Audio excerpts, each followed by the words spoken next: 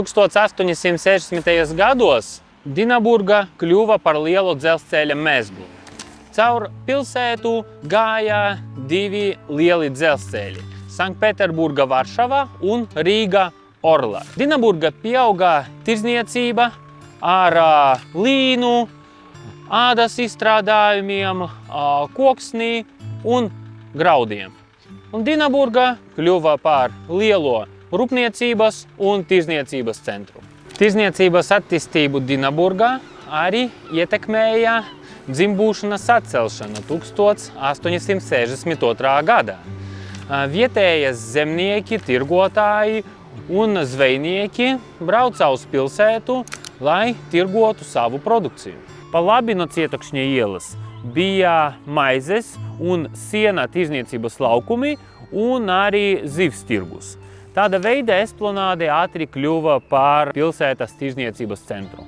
Kopš tiem laikiem tirgus autostāvvietas saglabājas vēsturiskais brūģakmens.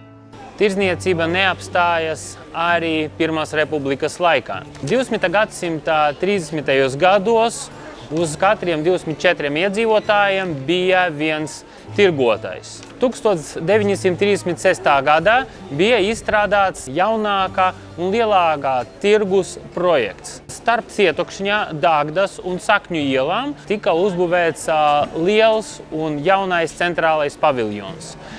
Zivs tirgus arī tika paplašināts un kļuva pazīstams kā viestura tirgus. Bet tautas tirgus bija domāts zirgu un siena tirdzniecībai.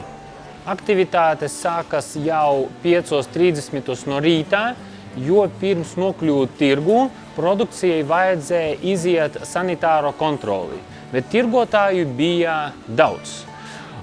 Trešdienas un piekdienas tirgu apmeklēja ap 1000 tirgotāju un zemnieku.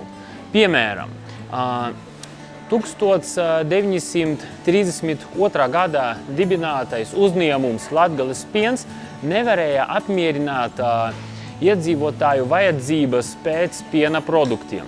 Tātad tirgu apmeklēja ap 300 piena un piena produktu tirgotāju.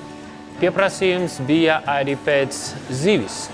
1935.–36. gados zivis tirgus pārdeva ap 325 tonnām zivis. Pārdeva ne tikai saldūdens zivis, bet vietējā zvejnieku organizācija sadarbojas arī ar jūras zvejniekiem un pārdeva tajā skaitā arī jūras zivis.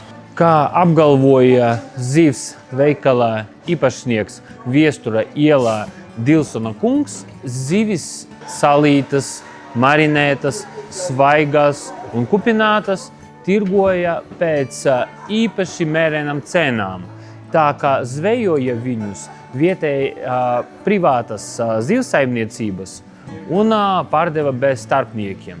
Vežus tirgoja gan vairumtirdzniecība, gan mazumtirdzniecība un eksportēja no Daugavpili un Krāslavas uz Vāciju, Franciju un Zviedriju.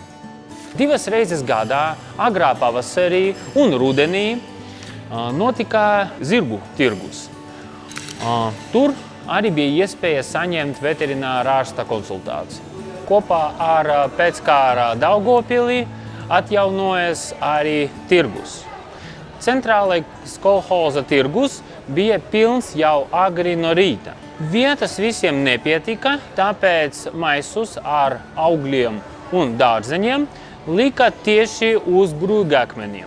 Bet gaļas tirgotājiem bija ilgi jāgaida rindā, lai tiktu paviljonā. Starp citu, ekoloģiskais iepakojums nav mūsdienu izgudrojums. Jau 1959. gadā augļus un dārzeņus iepakoja papīra maisos, bet kartupeļus, populārākais tā laika sakņauks, viņus varēja piegādāt līdz mājām ar tirdzniecības organizācijas transportu. 2002. gadā tirdzniecības laukuma parādījās paviljoni Hanza un Pasāža, nākamā gada Impērija, tagad zināma kā galerija. Un tagad Ditons ir vislielākais tirdzniecības centrs Latgalē.